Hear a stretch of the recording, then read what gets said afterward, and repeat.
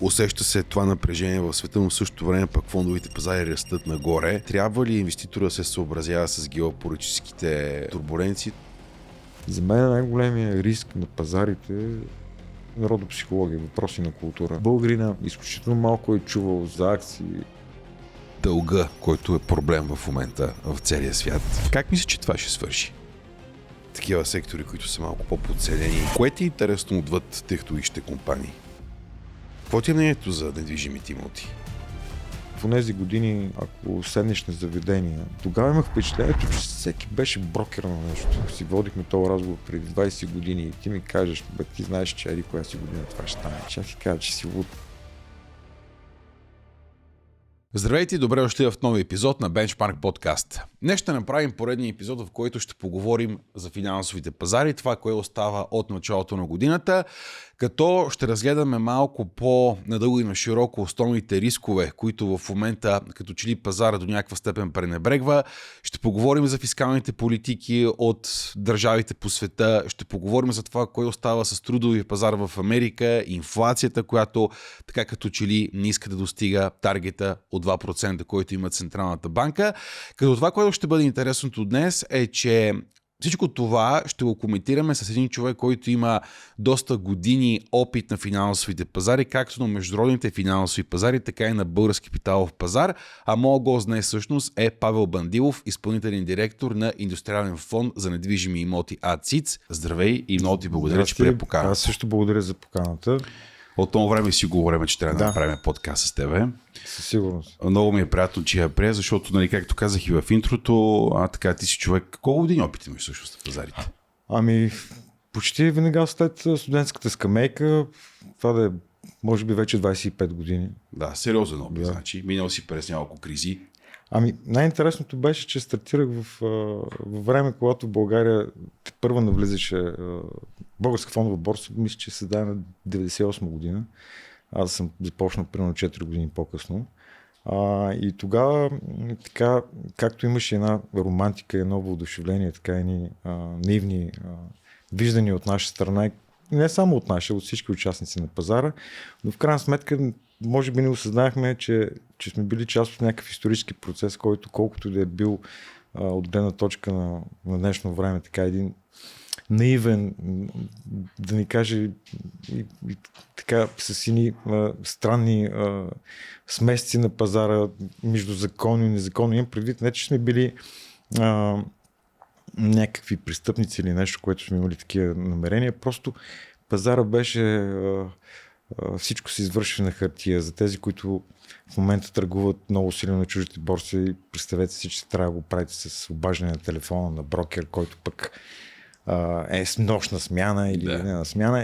И ни такива странни неща, които от позицията на времето. Примерно, аз съм много доволен, че така ми се случиха нещата, че стартирах като фронт офис в първия ми посредник, който работих. В последствие трябваше да стана и бек офис.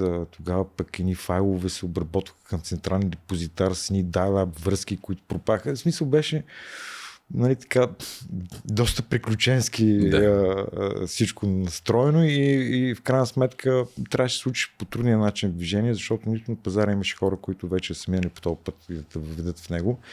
Нито пък имаше необходима литература. Примерно първите борсови книги, които са ми попадали, бяха някакви странни покривни издания, които на ксерокопия, руска литература. Беше изключително странно. Особено, що се отнася до технически анализ, който тогава също навлезе като някаква нова магия, нали, за всички ни на пазара. Всичко мина на проба грешка. Някои грешки бяха доста по-скъпи от това, което сме очаквали да сме си представили, но в крайна сметка факт е, че голяма част от колегите все още сме тук на пазара. Мисля, че говорим много, защото знаеш за тази борсова поговорка, пазара винаги ще бъде там, от нашите действия зависи дали и ние ще бъдем на него, така че от гледна точка на годините си го виждам като един мой личен успех. За съжаление, сигурно си има цели, които не успях да постигна, но това не е нещо, което да абсолютизирам или да ме кара да се учавам. Напротив, продължавам си и гона с същата страст. Преди месец станах на 50 години и, нали, така възраст обикновено кара хората да почват да мислят. Нали, Буквално преди 10 години, ако някой ми беше казал за някакъв 50 годишен, щях да гледам него като пенсионер, в един момент съм в тези обувки. Но адски доволен съм в личен план не толкова от професионалните си успехи, колкото от това, че успях да запазя начин си на разсъждение и да си остана същия ентусиаст, в смисъл да работя това нещо, да се интересувам от капиталовите пазари, да пиша за тях със същата страст, която съм го правил преди 25 години. Не знам каква е рецептата за това нещо, предполагам, просто съм такъв човек. Тоест ти си почнал първо на българска фондова борса. Тогава, когато интернета беше, доколко си спомням, $5 за 8 часа достъп, ние нямахме достъп до международните пазари. Първо и второ, познанията ни за тях, поне при мен, се базираха на базата на някаква литература, списания, разговори с други колеги. Всички знаехме за големите компании, но да ти кажа, в началото при мен тогава е имало и някакъв страх да стъпа на този пазар. В смисъл, нашата борса, големите обороти в уния години бяха предимно от компенсаторни записи, компенсационни бонове, приватизационни книжки там и бонови книжки и всякакъв вид истории. Няколко дружества, които по-известни от рода на Софарма, Оргахим, Петрол, ако не знам да някой да го помни. И малко и много това са компании, с които ние сме израснали, ако ще с продуктите или услугите, близки са до нас, до пазара, близки са до нашата икономическа действителност и ни беше много по-комфортно да стартираме с тях. Последствие, разбира се, апетита идва и сядането. Започнахме да гледаме и на други борси. Има и предвид, че в уния така много диви години, просто не знам как по друг начин да го опиша. Ако нормалната доходност, да кажем, на международен пазар при активно управление, примерно да кажем да е 10-15%, тук знаеш, че от едно IPO, което се появи на пазара в рамките на месеци, няколко месеца мога да направиш 300-400%, да не говоря търговията с компенсаторни записи, вливането им после в един вид в БТК, тогава да участва с тях. Наистина доходности, които нашия пазар предлагаше, бяха направо немислими. Нали, от гледна точка на днешно време, за мен дори абсурдно. Нали. Да. Но и всичко това нещо се случи много лесно. В смисъл, имаше едни моменти, където пък всеки месец на последната борсова сесия в петък, тогава борсата работеше до 1 часа, пенсионните фондове изкупуваха позициите, които имаха за да демонстрират доходност. Всички, които бяхме на пазара, го знаехме. Представи си 15% марш, да знаеш, че до края на борсовата сесия ще е догоре. Да. Но най-интересното е, че така устроено човешкото съзнание, че той не разбира, че живее в едни адски късметлийски времена, отдава целият този успех единствено на своите качества и умения и знания. И човек си вярва в крайна сметка, но затова е борсата бързо да те постави на мястото ти и да ти покаже къде се намираш. Как мислиш, че се разви българския пазар последните години? Не по начин да ти кажа, на който на мен ми се искаше и ще ти кажа защо. Тези години, които ти описвах преди малко, освен всичко бяха белязани от наличието на много чужди инвеститори. Чужди фондове, грамърси, най-различни, които бяха на пазара. На пазара в интерес на истината след приватизацията на БТК и няколкото успешни IPO-та на Момбат, Химимпорт, тогава Корпоративна банка, Първа инвестиционна банка и 100% пропускам нещо, накара много чуждестранни инвеститори да се появят на нашия пазар. За съжаление, когато избухна 2008, в един момент се видя, че нашия пазар е изключително плитък, особено ако има средно големи чужди капитали. И когато те почват да се изнасят, нормално да се изнесат от един неразвит пазар като нашия в една държава, която ти първа изгражда пазарна икономика за сметка на ликвидните големи борси в Щатите и по света, имаше едно брутално падане, което доста отрезви акционерите. Това, което аз не ми харесва и което имам някаква критика, е, че след това години наред ние не можахме да намерим начина или правилната форма, с която да развием нашия пазар. до някъде считам, че и до днес не сме я намерили. Това развитие, на което се радваме в последните години, е по-скоро плод на едно ново поколение, което се появява с по-висока финансова култура, с хора, които могат да получават заплати над средното, т.е. наистина да инвестират и да управляват някакви средства. И защо мисля така? Една от малкото неща, които успяхме да направим, освен създаване на сегменти за по-малки фирми, сега в момента и то новия фонд Импулс, е тези двойни листвания. Тези двойни листвания са страхотни за компанията, която се листва, както и за акционерите ни, но не мисля, че са добри за пазара, защото в крайна сметка те изсмукват ликвидност от нашия пазар и в крайна сметка ние добавяме стойност във Франкфурт, в Полша, ако щеш, но не доведоха до карването на чуждестранни инвеститори на нашата борса. Другото, което считаме е, че но тук вече не обвинявам и самата българска фондова борса, по-скоро обвинението ми се изцяло към целия пазар, ако щете и към държавата ни, че ние поехме по един път на приватизиране на държавните дружества с така едни хубави темпове, особено по времето на правителството на НДСВ. И след това рязко завихме и се отказахме от тази идея. Примерно инвеститорите очакваха по едно време Български морски флот да се появи на борсата. Така беше и заявено, беше като част от стратегията. Впоследствие той се придобил частен български купувач, естествено не през борсата, както и много други компании. И в крайна сметка факт е, че не можахме да приватизираме нашата борса в момент, когато наистина имаше реален интерес от голям борсов оператор.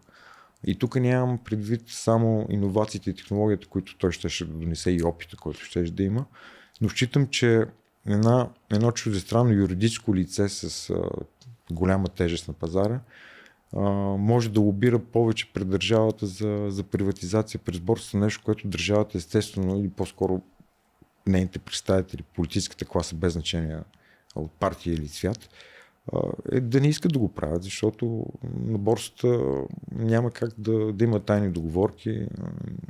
Механизмът е такъв, че много от нещата, които наблюдаваме или чуваме последните години, там е невъзможно да се случат. Така че считам, че една от пропуснатите възможности беше наистина такава приватизация. Още повече слуховете бяха, че Deutsche Börse имаше интерес. Тоест чакаме да сме наистина от един международен оператор. Не е късно, разбира се, да го направим, но с оглед на това и сравнявайки борси като хърватската, Загреб, Полша и други, които вече го направиха, т.е. те продаваха своите борсови оператори на големи международни борси. Разликата, примерно с Загреб е така доста голяма и не е в наша полза, ако сравняваме двете борси, и като оборот, и като представяне. Другото, което може би се провалихме, а може би и наивно сме мислили, че само с обяснения и лекции и информация това нещо може да стане, може би трябва и поколения да минат, е да повишим борсовата култура на хората, защото в крайна сметка това, което се търгува на нашата борса и това, което седи в банките на средна лихва 0,13, което е безумно на фона на, примерно, последните 5 години инфлацията в България е 50%, говоря кумулативно. И отговора на това решение, защо българина предпочита депозити, а пък пренебрегна капиталовите пазари, може би го виждаме в недвижимите имоти, пък където от друга гледна точка виждаш какъв бум има. Но там си вече народопсихология, въпроси на култура. Нали? Българина в цялата ни история изключително малко е чувал за акции, ако щеше за някакви любопитни борсови случки дори. Но за сметка на това е чувал за дядото, за нивата, за къщата. И това са си наши ценности, които няма нищо лошо. Едното не се блъска в другото. Тоест, идеята не е да продадете апартаменти, си купувате акции или облигации. Просто хората трябва да разберат, че всичко това е част от едно общо цяло, в крайна сметка, и то е до това как да управляваме по-правилно нашите пари и по-ефективно за нас самите. Правя кратко прекъсване, за да ви кажа, че ако се интересувате от търговия и инвестиции на финансовите пазари, долу в описанието ще намерите линк към сайта на Benchmark Finance. Ние сме един от най-големите инвестиционни посредници в България и предоставяме достъп както до международните финансови пазари, така и до българска фондова борса при изключително конкурентни условия. Освен това, може да погледнете и секциите с нашите обучения, чрез които помагаме на все повече българи да бъдат финансово грамотни. Тук ще върна малко, защото ти каза нещо интересно за периода на Българска фондова борса, който е бил до 2008-2009, че всъщност всичко изглежда много хубаво за инвеститора, когато пазар е лесен за търговия, т.е. като всичко хвърчи нагоре. Ако вземем този пример и го поставим в контекста на това, което става вече на глобалните финансови пазари последните 2-3 години след като беше излезнал ChatGPT, нали, цялата тая еуфория около изкуствен интелект, виждаш ли паралели между поведението на инвеститорите тогава и това, което става сега от гледна точка на всичките поскъпвания при технологичните акции? Има ли нещо, което те плаши? Това е по-скоро под въпроса. На този етап не бих казал, че също. Ще ти дам пример.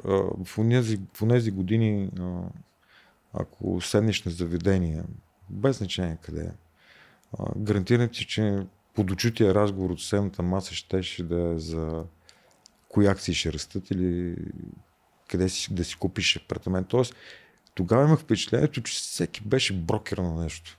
На какво нямам идея, но всеки беше брокер на нещо.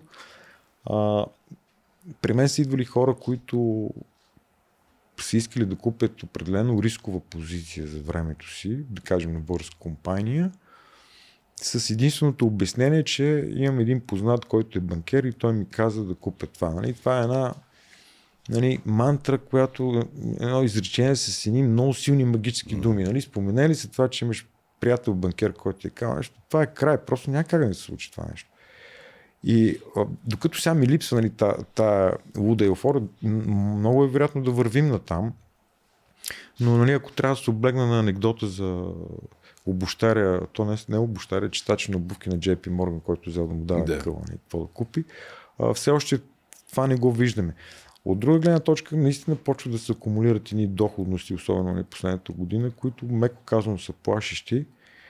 Но за разлика от нашия пазар тогава, който беше неликвиден, каквото си говорим, големите борси предимно щатите предлагат така ликвидност и така дълбочина, че рязко нещата много бързо могат да се нормализират. Нали?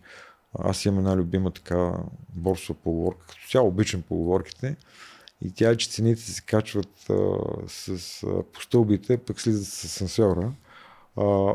И това е абсолютно нормално нещо, защото страха и паниката като цяло, според мен лично, са много по-силни чувства от точността или от желанието да притежаваш, нали? Защото в крайна сметка едното говори за някакъв инстинкт за самосъхранение и оцеляване, пък когато се случи такова нещо на пазара, човека не се различава от животно. Особено в емоциите си, така че бързо ще го видим. Но има и нещо друго, че в последните 10 години промените технологично в нашия живот, малко ще излезе от контекста за капиталови пазари, стават все по-чести и като че ли все по-дълбоки. Дълбоки за нас като общество. Някои от нещата, честно ти кажа, ако си водихме този разговор преди 20 години и ти ми кажеш, че ти знаеш, че еди коя си година това ще стане, ще ти кажа, че си луд най-малкото. И ще дам пример веднага. Между другото и на самия Мъск му го казах, ако си спомниш, когато той реши, че SpaceX ще направи совалка, която ще каца. От нас му си смяха и казах, че за 50 години това няма да се случи. Той го направи, мисля, че за 3 или 4. Автономни коли. Да си говорим с компютъра и той да ми дава информация и дори да ми решава проблеми, ако щеше от медицинско същество. Това са неща, които наистина са много, много странни за приемане, особено на човек, който е така любител в детските си години на научната фантастика. И съм като цяло отворен да повярвам в такива неща. И това става все по-бързо, тези процеси все по-чести и в крайна сметка тяхната бързина ни дава възможност да се зарадваме на плодовете на тяхната дейност. Нали? Не е като преди 30 години, ние почваме да работим, да създаваме, да кажем, робот. И ще го чакаме 10-15 години. Нали? Okay. Сега вече появява се OpenAI. 2 години по-късно той предлага модел. няколко месеца по-късно Google нацаква този модел или пък Grok или пък не знам си кой с нещо си. Тоест, виждаме някакви реални резултати, които променят живота ни и може би тук трябва да се замислим вече в така по-философски план, доколко ще го променят и как ще променят прямо ние с тебе след 5-10 години, дали ще го работим това нещо. Това също са неща, които ще ни променят изцяло и да ти кажа честно, малко или много променят и моят начин на инвестиране, ако щеш. Защото това, което се опитам аз да прогнозирам, което има и предвид, нали, тази дума е само с много кавички прогнозиране, защото аз съм на мнение, че бъдещето не може да бъде прогнозирано нито с технически анализ, нито с фундаментален, нито нищо. Нали. Утре става нещо, което никой не очаква и всичко отива по дяволите. Черен лебед. Да. Така, най-безопасно, което ми се вижда в опита ми да научкам бъдещето, е да се замисля каква степен би ми се променил моя живот. Нещата, които аз обичам да правя, инструменти, които използвам в професионален план или в свободното си време, ако щеш, как биха се променили след 5 години? Какво би се появило и какво би изчезнало? Ако има нещо ново или променено, кой би взел част от него? И ако тръгнем в този етап, нали, по този начин да разсъждаваме, неминуемо стигаме до великолепната седморка и някоя компания, която в момента най-вероятно се създава, която ще деструпне целият бизнес или пък ще промени изцяло пазара.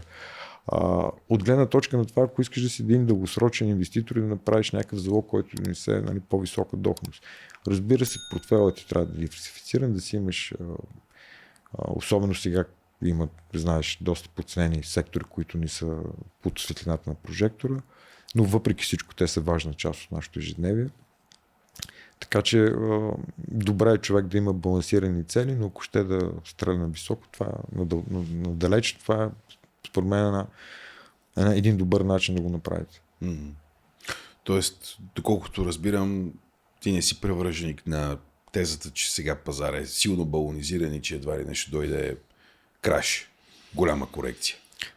Виж, всеки актив в своята история има период на катастрофално представяне. Това е със сигурност. Трябва да го отбележим и да го знаем и да не се фантазираме нищо повече. Ако инвеститорският ти хоризонт е месеци, година и нещо, окей, вълнувай се от балони, вълнувай се от крашове, опитай се да тремираш пазара, но има едно нещо, което е много важно и това си го давам вече от позицията на времето, го оценявам. И то е, може би, най-трудното нещо за един инвеститор е да разбере той какъв човек е. И кое те кара да спиш спокойно вечер, кое те кара да бъдеш щастлив. В момента, в който разбереш къде са ти границите на поносимост, на болка, на надежда и на каквото и да е, може да изградиш една сравнително простичка стратегия, която да работи за теб. Аз не влизам в позиции за 7-8 месеца. Не е моето. Или пък за половин година, не говори за по-малък период. Да, може да направя някакъв арбитраж на базата на някакво изкривяване на пазара, но това е максимума на моята така наречена спекулативна търговия. Говоря от позицията на днешната ми позиция. Тоест, когато влезе компания, в нея влизам в рамките на 2-3 години хоризонт на базата на нещата, които очаквам там да се случат. И другото, което задължително правя, е да направя диверсификация на пазара. Не се чувствам магиосник, който да каже кога продадеш, кога да купиш. Да. Използвам периодично влизане, защото няма как да съм сигурен, че цената, която влизам в момента е най-добрата. И позволявам си спекули, да ти кажа честно, че сега ще отворя една скоба, която е по-скоро загъдал за моя забавление. И съм го правил, може би, последните няколко години, няколко пъти. И това е, да кажем, примерно Мета или Фейсбук. Жестоки очаквания при 5-6 години, еди колко си нови абоната, еди колко си пари от реклама, еди какво си, еди що си. Компанията вади отчет, който бие собствените си прогнози, но не и тези на анализаторите или на участници на пазара. Съответно, борсовата сесия на другия ден отваря, даже още в претрейдинга и компанията, акциите с 10% надолу. Това са за мен емоционални изкривявания, които не мога да не издържа да не ги отиграя за няколко процента, но това пак казвам, това е по-скоро за нали така, за гъдъл, за някаква страст, ако щеше, някакво хоби. Не е нещо, което да провали портфела ми дори. Последно, мисля, че миналата година, ти кажа честно, по-скоро април, мисля, че беше началото на май, Палантир имаха подобна ситуация. Извадиха данни, които биха пазара, но пазара толкова се беше надул, нали, в тяхните очаквания, че компанията паднаха акциите с 10%. Влезнах за 2-3 дена, тя си възвърна старата позиция, които са ни допълнително 10%, но не е нещо, което да определя търговията или инвеститорската ми стратегия. Така че от тази гледна точка наистина се опитвам да купувам продукти, които използвам, на компании и услуги, които използвам и които считам, че примерно след 5 години ще бъдат по-голяма част от нас. Примерно, да ти кажа честно, ще се върна малко по-назад. След кризата, 2008 година, това си го спомням много добре, защото после позицията на времето то съм смял на собствения си акъл. Гледах акциите на Амазон, които тогава бяха $250. Това е преди сплита да отида до еди колко си. Прикарвах ги там при Price Earnings, знам си какво, не знам си какво. Все ми се вижда скъпата акция. Да си я купам, нещо 250. Купих си я на 800 човек. Купих я на 800, последствие, нали, тя стигна там, мисля, на 4000, на колко направи сплита, даже вече не го помня. Но няма значение, не го разказвам, за да покажа някакъв играч съм, който ако бях играч, ще го купа на 250. Но не съм. Амазон в един период, последните няколко години, се беше превърнала като звездата на смъртта от Междузвездни войни. И смисъл, който бизнес си попаднеше в периметъра, тя го засмукваше. От тази гледна точка ти купуваш една компания, чието услуги очакваш след 5 години да са еди колко си, обаче тя то провергава, като започва да вкарва някакви аптеки купи, почнава лекарства да продава, не знам си какво. Тогава изобщо не съм предполагал за клауда, примерно, че се появи изобщо такава нужда. Така че виждаш че се случва нещата. Разбира се, правил съм и грешки и такава грешка беше и залога ми за 5G-то, което очаквах да бъде нещо вау. Но не беше вау. Нали, в смисъл не промени живота ни, кой знае какво. Даже хората дори не разбраха. Нали, че не го усетиха.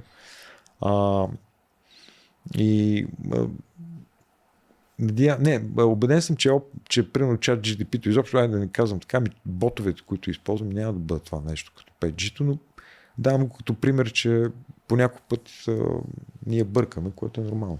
Да. Ти каза, има според тебе в момента такива сектори, които са малко по-подценени. Кое ти е интересно отвъд технологичните компании? Винаги съм гледал, да ти кажа, и финансовия сектор, независимо от промяната, която се наблюдава в него, защото финансовия сектор в крайна сметка, ако трябва да го приличим с някаква метафора, това са нашите кръвоносна система. Тоест, това е сектор, който свързва спестителите и инвеститорите заедно с реалната икономика. Тоест, ако тези канали се запушат, организма или ще получи инфаркт или инсулт, както го направи 2008 година, така че финансовия сектор винаги ми е бил интересен, не е бил за подценяване. Разбира се, здравеопазването също е един от тези сектори. През годините съм наблюдавал и така наречените за мен тренди сектори. Ще дам пример. Имаше една мания преди 10 години. Тя винаги има тая мания, но тогава се изрази през борсата по определен начин и тя е към начина ни за по-здравословен живот, нали, по-дълготраен. Това е тренд, който, нали, човек си го има, но, така има си интерес. И тогава веганството беше станало на мода. Се възползвах за някакъв период от време да притежавам акции на Beyond Meal. Нали. Сега трендът малко не е в тяхна полза, нали, разбира се, но тогава съм го отиграл. Другия, който е бил така винаги ми интересен, особено с оглед на геополитически събития последните години, е военно-промишлен сектор. Нали? Няма как да го пренебрегнем. Но трябва да имаме предвид, че и там нещата много се видоизменят. Затова, да кажем, една традиционна компания като Lockheed Martin не направи доходността, която направи Palantir. Да. Макар че, ако се замислим, малко или много и двете компании работят в една и съща сфера. Нали? Да, Palantir има и търговски клиенти, Lockheed Martin също. Но това е също един сектор, който така е доста любопитен. Разбира се, вече говорим за него, нали, постфактум малко или много, защото считам, че който трябваше да му обърне внимание, трябваше да го направи няколко година-две по-рано.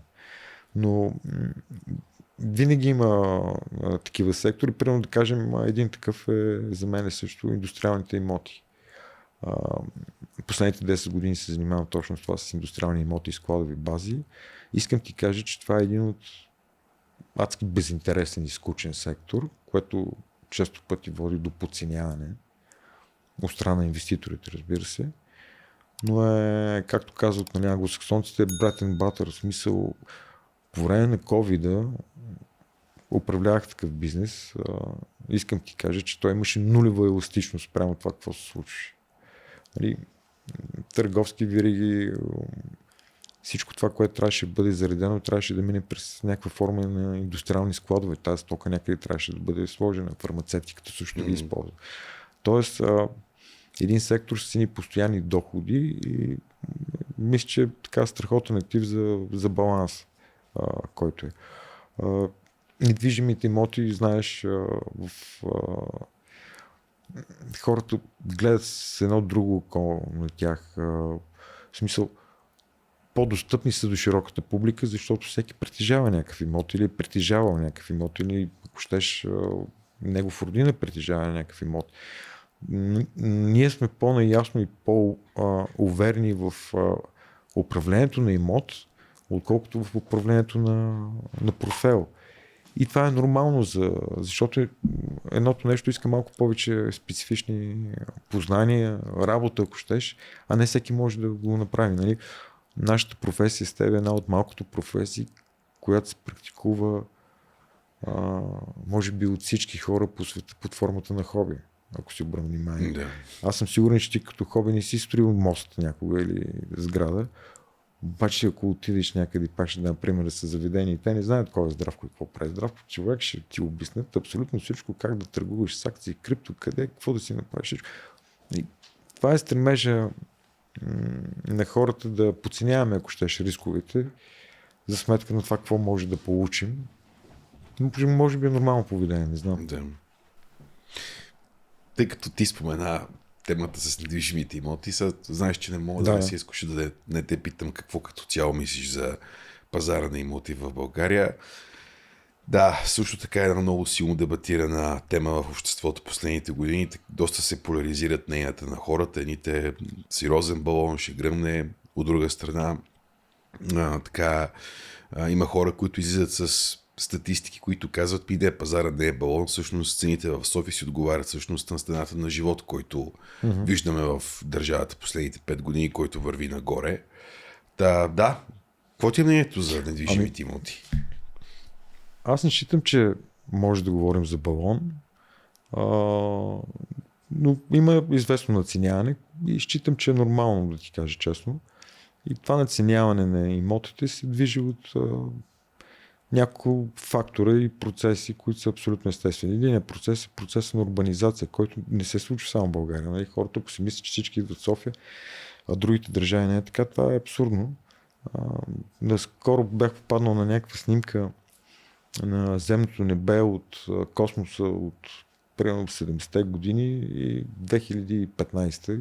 Виждаш 70-те години милиони малки светлинки с цялото кълбо, докато 2015 вече са по-нарядко, но по-големи. Тоест това си процес, който си нормален и си върви. От тази гледна точка, нали, трябва да направим разграничение. Нали, когато говорим за недвижими имоти, всеки говори локация. Да, локацията може би най-важното нещо. Така че от тази гледна точка пазара в София, Пловдив, Варна и Бургас, там където хората отиват да намират своето препитание, или пък отиват да учат там, защото това също има значение, или пък да използват, ако щеш, по-добри здравни услуги. И той си има своето обяснение за този растеж. Сега ние сме в една малко по-така странна ситуация от гледна точка на това, че чакаме влизане в еврозоната. Хората наистина се въоръжиха с някакви очаквания, че влезем ли в еврозоната, цените на имоти ще скочат и на това си го давам това купуване, което наблюдахме в последното време, защото имаше доста сделки. Другото, което си го обяснявам, е, че пак ще се върна на финансовата култура и хората много са по-склонни да купуват апартаменти, отколкото да вложат парите си в инвестиционен портфел при еди кой си посредник или взаимни фондове или каквото и да е там от този сорт, което също оказва влияние. Да ти кажа честно, не очаквам падане на пазара, но очаквам до година да видим по-малко сделки, по-голямо предлагане на пазара, защото съм убеден, че при толкова наличие на... Аз съм сигурен, че и ти познаваш такива хора, които имат 3-4 празни апартамента, които не се отдават под найем, са купени изцяло с с надеждата да ги продадат на по-високи цени, така че най-вероятно ще видим по-голямо предлагане. Другото, което е, че ще направя така скоба е, че правим впечатление, че старите сгради се продават като цени, колкото новите. Mm-hmm. Което също е нещо странно. Така че пазарът ще стане по-взискателен, според мен. Да, в някакъв период, когато цените нараснат повече, най-вероятно ще видим и корекция. Но за да видим балон, защото балона, когато кажем балон, винаги очакваме той да се спука и след това да видим кой плува безбански, ако трябва да използваме на Бъфет израза. Трябва да видим намалено кредитиране най-малкото или да стане по-скъпо. А такова нещо в България няма как да стане, при условие, че банката има 100 милиарда лева. В смисъл, не може да си депозирал така маса пари, което дава на големите банки лукса да не набират средства на първичните пазари, а да използват този ефтин ресурс, който мисля, че средната цена, която той плаща за него е 0,13% на година, което е без пари. Да. Съответно, лихвите в България са 2,5-3 средно говоря ипотечните. Може би с влизането на еврозоната да видим някакви по-високи нива, но коментирам от порядка на половин пункт нагоре максимум. И другото, което ми прави впечатление е, че примерно банките прехвърлят тази тежест по-скоро в бизнес кредити, отколкото в ипотечните кредити. Ипотечните кредити са един социален маркер, ако щеш, за една банка. Представи си, ако те скочат ипотеките, какво ще стане с пазара. Винаги ще има недоволство от хората. Така че те имат своя луфт, още повече влизайки в еврозоната, мисля, че резервите от 12% ще паднат един-два нещо второ. Освобождават се още няколко милиарда лева, които ще ги накарат да бъдат по-доходни. Така че най-големият спусък, за да видим едно рязко понижение на цените на имотите, това трябва да е запушено кредитирането. Т.е. да има някакъв ликвиден проблем на пазар, както го видяхме 2008-2009 година. И този ликвиден проблем тогава, ако си спомниш, както навсякъде другаде, беше като бокчета на домино. Прехвърля се на втория, на третия, четвъртия и пазар веднага коригира. Ще стане по-зрял със сигурност. Ако трябва нещо да кажа за този пазар, ако трябва да бъде да вкарам някаква забележка, много ниско качество на брокерите там, да ти кажа честно, и за мен това си има много голямо обяснение. Знаеш, един брокер, който оперира на българска фондова борса, първо, че трябва да положи съответния изпит, да вземе съответния ценз, който също не е лек като изпит. Второ, той се задължава да спазва определени етични норми, ако щеш, или марки. Дали може да даде съвет, не може да даде съвет. Най-различни неща, много изисквания. Нещо, което много ми ще да видя вече 20 и кусор години от брокерите на пазара на цени на недвижими имоти. Защото не може всеки, който има табелка или визитка, да почне да ми говори, че пазара се дигне до година с 7%. Как го ще следва човек? В смисъл, виждам те, че нямаш необходимия ценз, не си запознат толкова с икономиката. Как се случват нещата? И такива твърдения, което е абсурдно. Така че ако този пазар наистина иска да стигне на едно добро ниво на качество на услугата, мисля, че трябва да се поизчисти самия. Добре. Сега ще ми е интересно, ако искаш да поговорим малко за глобалната геополитическа ситуация, защото светът е доста турбулентен последните Последните бая години, ама като че ли последните 3 след войната в Украйна, нещата се поразместиха така доста сериозно. Ветровете почнаха да духат в някаква друга посока. От началото на годината, имаме нов президент в Щатите, Тръмп. Видяхме така в началото един много гаден месец април, като пазарите се стригнаха с 20-30%. Сега коригираха движението нагоре, имаме нови исторически върхове, но пак усеща се така много неясноти, много голямо напрежение. Сега скоро слушах един колега анализатор, усеща се това напрежение в света, но в същото време пък фондовите пазари растат нагоре. Как гледаш ти на това, което остава от началото на годината? Къде и въобще трябва ли инвеститора да се съобразява с геополитическите турбуленции? Защото излиза така, че ако човек пък прекалено много приема геополитиката при изграждането на своя инвестиционен портфейл, има много голяма вероятност да сбърка, защото, както казах, има несъответствие между това, което става на сцената и това, което става на финансовите пазари. Абсолютно съм съгласен. Още повече, ако определяш портфейла си на базата на геополитика и на определени събития, ти сам се задаваш една краткосрочност на портфейла, което го прави още по-нестабилен и още по-рисков за прогнозиране. Разбира се, че трябва да следи геополитиката в крайна сметка, защото доста пазари малко или много се движат именно от нея, особено тези, които са на енергийните суровини. Но да ти кажа честно, за мен най-големият риск не е толкова примерно геополитическа ситуация или от рода на Китай, Тайван или Украйна, Русия или Газа, Израел. За мен най-големият риск на пазарите е тази задлъжнялост. И то по-скоро приемането на задлъжнялостта и дефицита като нормална норма на поведение. Говорят от гледна точка на държавите.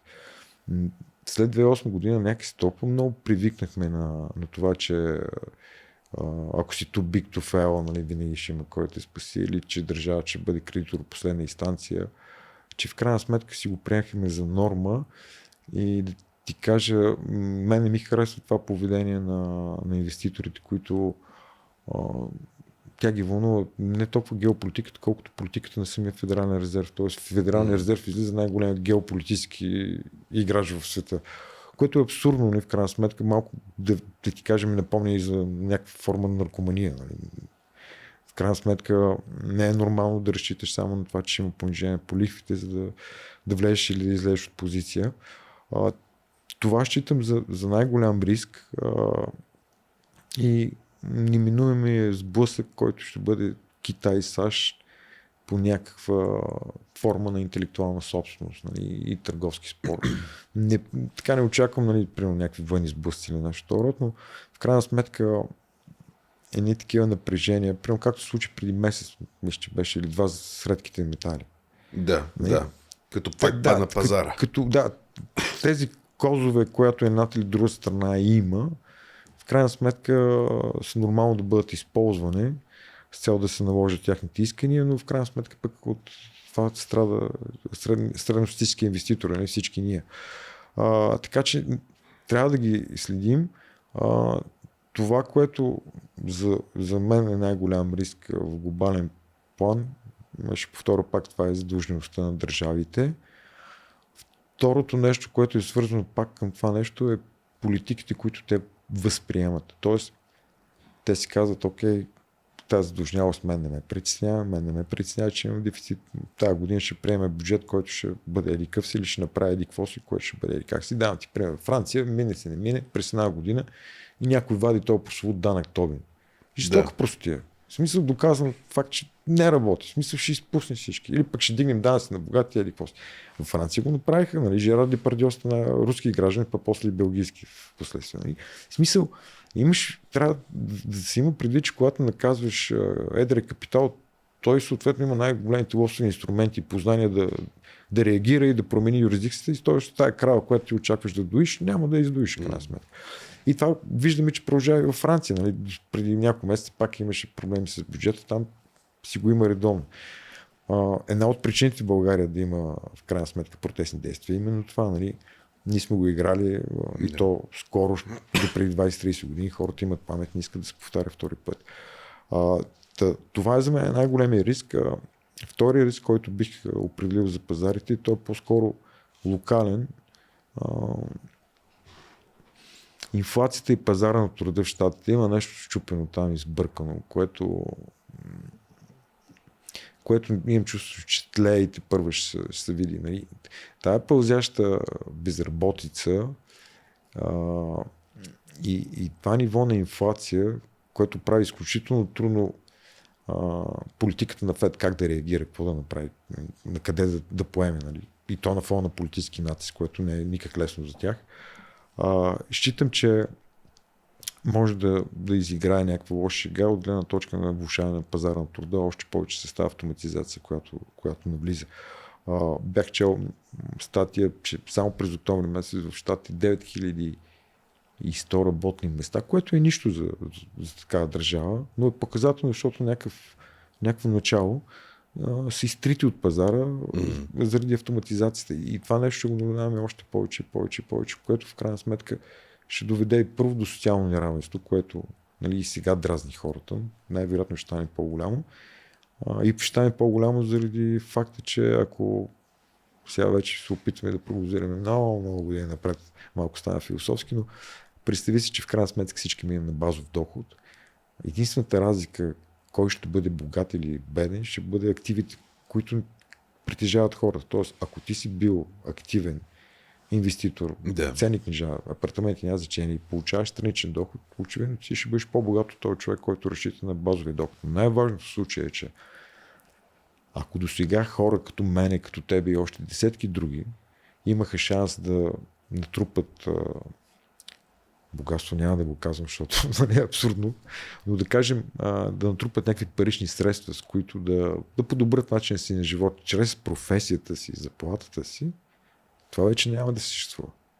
В смисъл, ако мине на базов доход.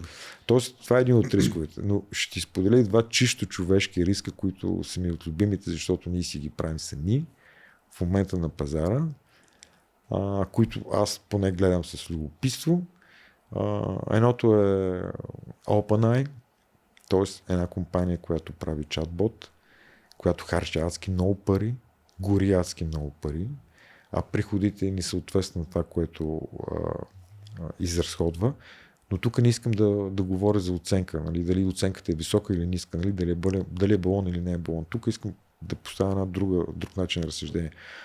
В момента, в когато тази компания остане без нови свежи средства, т.е. да кажем Nvidia вече не иска да инвестира в нея или Microsoft или какво си, представи си какво би се случило на пазара. Още повече, че тази компания се конкурира с няколко други компании, които имат вече много силно изградени екосистеми от продукти и услуги. Нали, примерно много е трудно OpenAI да се бие с алфабет на пазара с чат-ботовете. Първо, защото OpenAI трябва да инвестира в изчислителна техника, дали ще бъдат клауд, дали ще бъдат процесори, нещо, което на Google ние се налага да го прави с такива темпове, защото вече го е направил. Второ, Alphabet получава приходи всяка една минута от услугите, които продава. И те са много. Докато при OpenAI не е така, тя разчита само на един клиент. Същевременно имаш компании като Meta, която също има екосистема от услуги. Имаш компания като Tesla, нали, която има продукти и услуги. Така че от гледна точка на OpenAI и очакванията да излезе на пазара и за IPO, което се говори, ме е любопитно, но слагам една въпросителна там. И втората компания, която, да ти кажа честно, ми се бие с философията за правене на бизнес, много хора може така да се бъдат възмутени от думите ми, това е MicroStrategy или Strategy. Това да взимаш заеми и за да купуваш актив, а основната ти дейност да е на някакъв заден план и акциите да ти растат с такава скорост, защото предлагат достъп до актив, да кажем, който юридически не всеки би могъл да си позволи, да кажем, ако доскоро преди ETF-ите искаш да имаш изложение на биткоин, искаш да го направиш пред публична компания, а пък в крайна сметка няма как да го заведеш този биткоин, защото мисля, че допреди да преминеш счетоводните стандарти, той се водеше нематериален актив, т.е. по друг начин ще го амортизира. Трябваше да купиш акции на Strategy и той се възползва от там. Така че така за мен един черен лебед би бил, примерно ако Strategy изпадне в затруднения и как би се разнесъл заразата на пазара. Не омаловажавам усилията на Майкъл Селър, нито неговите качества. Не се съмнявам в биткоина и не считам, че има някакъв риск той да падне до нулата. Не съм от тези хора, които да кажат, че това е някакъв балон и някакъв измислен актив. Просто имам лични проблеми с начина, по който една компания прави бизнес. Нали? Излизайки основната си дейност и трупайки актив. Да. Взимайки пари на пазара с него. Това за мен не ми е окей. Ще питам специално какво мислиш за криптовалутите, защото ще ми е интересно какво ти е мнението по тази тема. Обаче да се върнем малко назад, каза за дълга, който е проблем в момента в целия свят. И най-вече това, което става с фискалните стимули, защото да, след COVID-а, реално инфлацията, която видяхме, не дойде чак толкова много от самото напечатване и сварянето на лихвените проценти, начинът, по който парите влезнаха в икономиката и това, че се дадаха на кълпак на бизнеси и на потребителите по целия свят. Как мислиш, че това ще свърши? Да ти кажа, виж, това е много хубав въпрос, защото всички говорим, нали, за спасение на икономиката, на трудоспособното население и така, и така, и така, и така. Пускаме ни пари, обаче някакси начин, по който те стигат до хората, като че ли ни е сбъркани. Ще върна малко по-назад с 2008. Банките започнаха ниски лихвени проценти, изкупуват с облигации, оставят кеш на пазара, издават се нови, изкупуват стари. Някаква страшна работа и в крайна сметка седим, чакаме тази инфлация, обаче тя не стига до хората, не стига до пазара. То Фед седи и се чуе какво прави 2% цел, тя седи около 1 нещо, той държи те лихвите по едно време. В Европа имаше отрицателни лихви, в Щатите го коментираха да вкарат отрицателни лихви, само че там институциите са доста силни и те го възприеха като налагане на данък, което е някаква форма се прави, т.е. наистина този данък, ако ми сложиш отрицателни лихви, да ти давам пари за това, че моите спестявания са в банката ти, си е глоба, както и да го погледнем. Последствие тази инфлация обаче видяхме на пазарите. Тя избухна брутално. В смисъл, окей, дъното от 2008 беше много ниско, но имаше моменти, където аз съм убеден, че има хора, които са на пазара прямо влезнали 2010-2012, които не са виждали криза никога. В смисъл, дори най-вероятно допускам, че някаква корекция от 20-30% ги побърква. Да. В смисъл, докато ако се замислиш по-рано, примерно аз, когато бях студент 98 година, мисля, че избухна руската криза там в Русия. 2000-2001 дотком балона. После кулите близнаци, после 2008. Това, което ми прави впечатление, че при всяка криза брутално апокалиптични виждания и очаквания на пазара. Аз направо имах колега, който ми твърдеше, наистина ти го казвам, това не е шега, че Дао Джонс ще отиде на стойността от 26-та година. И викаме, човек, ти изтри цялата инфлация, брат. В смисъл, всичко изчезна. Това е да Нориел Рубини това каза, не имаше 2-3, които винаги изкачат. Ами това е много голям проблем, как стигат тези пари до хората. Не съм аз човек, който ще даде точния механизъм, обаче винаги се съмнявам, когато държавата тръгне да спасява нещо или някой. Нашия сектор беше брутално ударен 2008 година. Сумати колеги фалираха, включително и аз. Никой не пожелава да дойде да му спасява. Нали, в смисъл да изрази някакво желание. Аз нямаше да откажа, нали, разбира се. Обаче не, тук строители, всичко, каквото мрънка там, нещо излезе да тропа, кане се бе, всичко се спасява. Нали, спасява. Истината е, че държавата не иска да вземе непопулярни мерки да ги обясни на хората. И това го гледаме в цял свят, включително в Аржентина до преди 2-3 години. Ще слагаме прак на тази цена, на оная цена, на тази услуга. Окей, това гали ухото, обаче хората разберат, че това е. Примерно 50-те години в Аржентина решават да слагат цена на пресното мляко, да не расте повече, за да може всички новородени да се хранят добре, ефтино, това, всички щастливи. Една година по-късно, какво се случва? Няма мляко. Защото всички млекопроизводители на тази цена не искат да продават, защото са на загуби и решават да се заколят кравите да продадат месото. Нали, в икономиката няма нещо, което да няма последствия, той да извърши някакво действие без последствия, така че да ти кажа честно, аз не съм оптимистично настроен от гледна точка на реално решение на дълга, което да дори не знам как да се изразя, да се случи по някакъв цивилизован или мирен начин. Аз считам, че в крайна сметка си платим всичко с лихвите и най-вероятно с някаква криза. Кога ще бъде? Ще и дойде момента, ще има някакъв спусък, който най-вероятно пак никой няма да види от нас. Защото имаше едно изказване на CEO-то на Lehman Brothers 6 месеца преди да гръмне банката. Пазара, вижда ли ви се нагорещен, нали? Как ще прикарате банката, какво ще правите, нали? Да правим събиране, и той казва, докато музиката свири, трябва да танцуваме. Да. Още чувам музиката, танцуваме, 6 месеца музиката спря. Нали? Много хора се тръгнаха с краката напред от дансинга, така че най-вероятно това ще бъде следващата голяма криза, ще бъде точно те задължени дългове. Сподели мнение за криптовалутите. Ами аз ще разкажа, тя е малко така, ще го разкажа по-в личен план, нали, какво ми е виждането. Когато се появиха криптовалутите, съответно аз, както всички колеги, ги отреках тотално като най-голям бон. Между другото, ако трябва да разделяме на професии, да правим проучвания относно адопването и отричането на криптовалути, искам ти кажа, че нашия сектор е сектор, който 99% сигурност го отрекал в началото. Абсолютно съм съгласен. Да, и продължават доста от колегите да го правят до ден днешен. Аз наблюдавах с интерес там и цифри по 1000, 10 хиляди нагоре. Съответно, нали, първото гръмване, което се случи тогава, цената отиде от, не помня вече колко, 12 000 долара, примерно на 3400. 3400 долара го помня, защото тогава почнах да я гледам. И гледах 3400 и си казвам, това не падна на нула. Много странно. Да. Обикновено, когато се появи нещо такова и ние сме го определили като абсолютно спекула, то би трябвало да отиде нула. Обаче това не отиде и си държи, консолидира се и си държа така. Поне сега сигурно с някой ще ме поправи, който го гледал дълго време, но за мен поне ми стори, че година нещо беше на тази цена.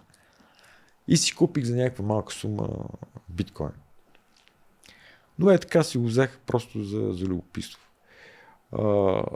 След това той тръгна нагоре, аз си продадох биткоина.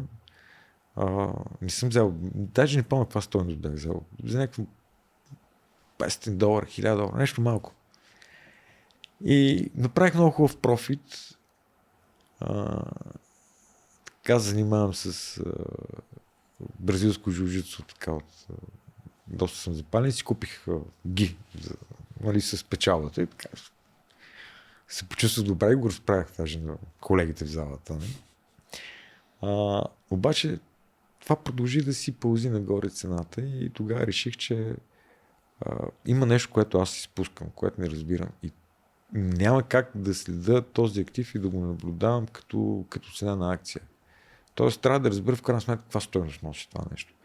И се записах на едни курсове в онлайн в Щатите няколко месеца върху блокчейн технология, изобщо върху всичко. И благодарение на тези курсове, да ти кажа, тогава, нали, бяха биткоин и етериум, основните две валути. Това ти говоря, може би 15-16 нещо там. Аз пък съм най-голям фен на етериум. Защото тогава вече занимавах с индустриални недвижими имоти и веднага този смарт контракт си го прехвърлих през сделка, при която нямам ескроу сметка, нямам нужда от нотариус, прехвърляне агенцията, или просто почнах да го виждам по съвсем друг начин и си накупих доста етериуми на 200 долара беше тогава цената, които до ден днешен държа. Това, което искам да кажа за криптото, аз определено съм човек, който вярва в блокчейна и вярвам и в биткоин и в криптото. Че в крайна сметка има много голяма разлика между биткоина и алткоините. Първо оттам трябва да тръгнем. Биткоина си има съвсем друга цел и същност, докато при алткоините се решават определени технологични и икономически проблеми. Тоест, Най-малкият пример е, че в крайна сметка Visa и MasterCard допват изцяло най-различни DeFi системи, дали ще е Ethereum, дали ще е Solana. Мисля, че Solana използват по-неден MasterCard, който да прави транзакциите в пъти по-бързи и по-ефтини. Говори сам по себе си. Разбира се, има токени, които са насочени към сигурността, киберсигурност, гейминг, индустрия и най-различни неща. Но като цяло, що се отнася до Real Asset Management и по-скоро токенизация на активи от Real Asset, мисля, че там бъдещето е много силно и не случайно самите банки ми прави впечатление, че започват да се подготвят за това. Говоря за токенизация на недвижими имоти, където даваш една форма на демократичност, т.е. хора, които имат по-малки спестявания, могат да закупят част от даден имот. Нещо, което до сега не се е случвало, както и да получават наеми за част на даден имот. И това нещо всичко да се случва изключително бързо и да повишава money velocity в системата, което в крайна сметка за всяка икономика е изключително важно. На мен ми е много интересно фазата, в която блокчейна ще се среща с изкуствения интелект в пълния смисъл на думата. Не, сега виждаме, че има някои токени, които коментират, но блокчейна сам по себе си е една страхотна идея. Тя между другото решение на една математическа задача от 80-те години, при която при наличието на 4 владетеля, 3 владетеля трябва да нападнат четвъртия, като си комуникират линейно. Проблемът е обаче, че един от тримата е предател. Тоест как да си предадем съобщението, така че едновременно да го нападнем, и блокчейн дава отговор на тази математическа загадка. Представи си примерно друго. Електрическа система. Огромна. Да кажем пазар в Щатите. Половината са адски на юг. Използват соларни системи, използват ветрогенератори, другите на север използват повече вятър и тем подобни истории. Различни часови пояси, различно потребление като часове. Сега си представи, ако всеки част от системата и може да отдава или да продава излишната електроенергия, която е натрупал, или пък да търси допълнителна, единственият начин на комуникация в една такава система, така че разходите, транзакционните да са изключително ниски, е на базата на блокчейн. Няма кое да е друго. Тоест от тази гледна точка си представи така ботове да комуникират по този начин и да извършват определени услуги. Така че съм от хората, които ще отрече системата, напротив, убеден съм, че има много голямо бъдеще и за мен е много радостен факта, че вече сме свидетели на някаква форма на инсоциализиране. И нямам предвид през наблизането на ETF или нещо от този род. Говорят и за това така, че тя да стане достъпна, за това, че се използват процедури, които всеки от нас прави банката Know Your Client. Нали? И така, любимото ми обвинение тя се използва за пране пари. Хора, няма пране на пари или на корупция, което да ни завърши в американски долар. В смисъл, може да ги носите в куфари, ако ще ги мъкнем в куфари да ги даме като подкупи, ми дайте да спрем произвеждаме куфари тогава, че няма как да ги носим. Нали, безумно е това. И много се радвам, че идва от политическата класа, нали, защото тя винаги ме е шокирала, ме е радвала с някакви безумни икономически твърдения. Да. И това е едно от тях. Но определено съм криптоентусиаст, така да го кажем. Супер. Добре. Много горещ пазар сега последните месеци, златото и среброто. Среброто, да, доста години, доста хора го чакат да направи това възходящо движение. Пробиха се там върховете от 2011 година. В същото време октомври видяхме една паника за злато. Нали, хората така доста, как да кажа, панически започнаха да купуват, както между другото през ETF и така и инвестиционно физическо злато. Как гледаш ти на тези пазари, при положение, че нали, сега ако трябва да следваме класическите дефиниции в инвестициите, в финансите, златото и среброто не са активи. Там нямаш положителен паричен поток. Как гледаш ти на тях като форма на инвестиции? Да, какъв ти коментар от перспективата на това, което става сега с пазара? Значи, виж, суровините, когато присъстват в моят портфел, те са били винаги под формата на ETF, а не като отделен клас. Да ти кажа честно, защото малко или много те се влияят от геополитиката. Изключя среброто, което нали, напоследък си има и своя, освен бум в цената, си има и бум в търсенето на базата на индустриалните стоки, които се използва. Но златото е форма точно на геополитиката в последните години. Виждаш, че след като на Русия и се конфискуваха определени активи, доста централни банки по света взеха да го трупат в своите баланси. Другото, което ми прави впечатление е, че златото малко или много стане някаква истерия и тя е свързана от гледна точка на това задлъжнялост, която говорихме също. Поне аз на това го отдавам. Но това, което най-много ме притеснява, е, че за първи път, поне в моето житие и битие, аз виждам златото да се търгува с такава скорост, по-скоро се търгува да нарасне с такава скорост за такова малко време и то в унисон с рисковите активи като акциите, което до сега обикновено, когато акциите тръгнат да падат, тогава хората се притесняват, дай ще купа злато, има някакъв ребаланс там, а тук този път не го видяхме. Всичко се засили. Не мога да ти кажа наистина докъде ще стигне, защото мисля, че малко или много тук вече има много емоция на пазара. От тази гледна точка няма как да дам някаква прогноза за него.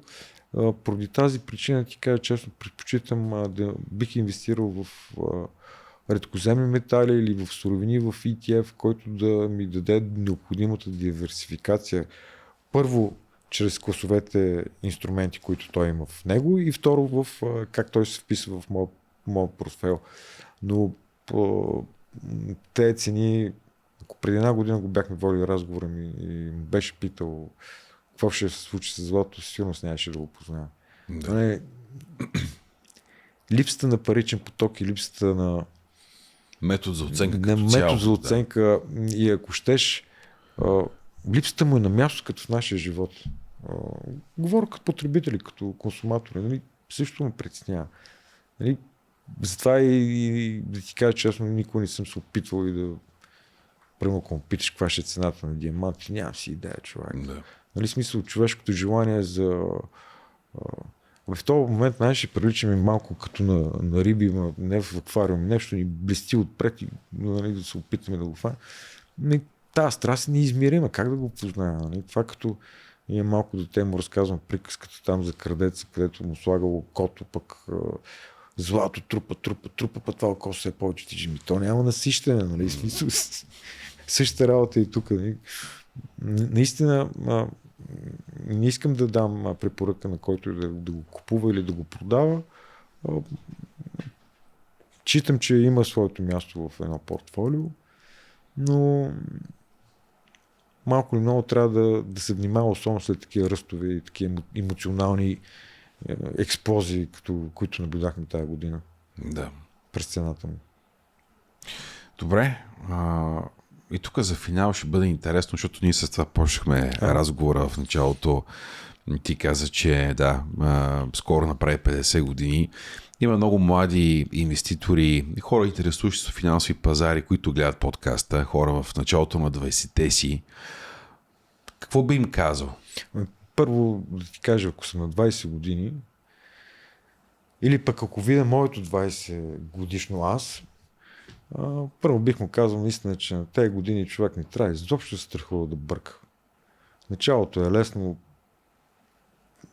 окей да се бърка, това не трябва изобщо да ме спира.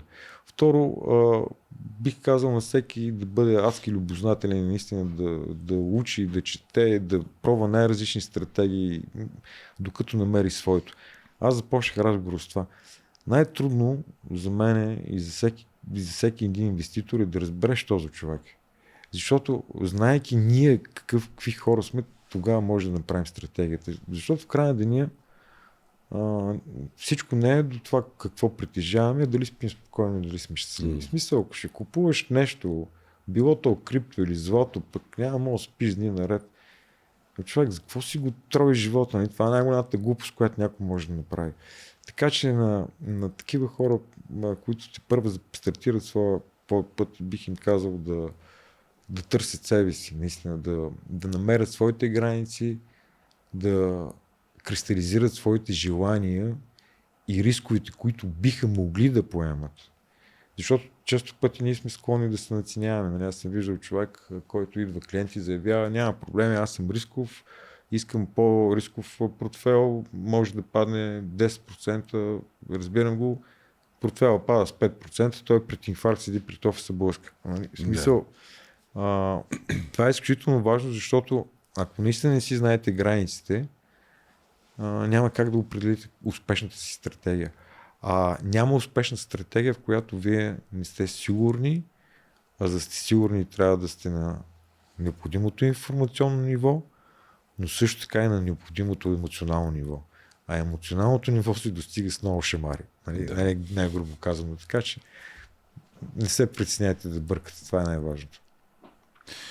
Много ти благодаря. Аз също благодаря. За това, че дойде на подкаста. Да, на мен ми беше също много приятно.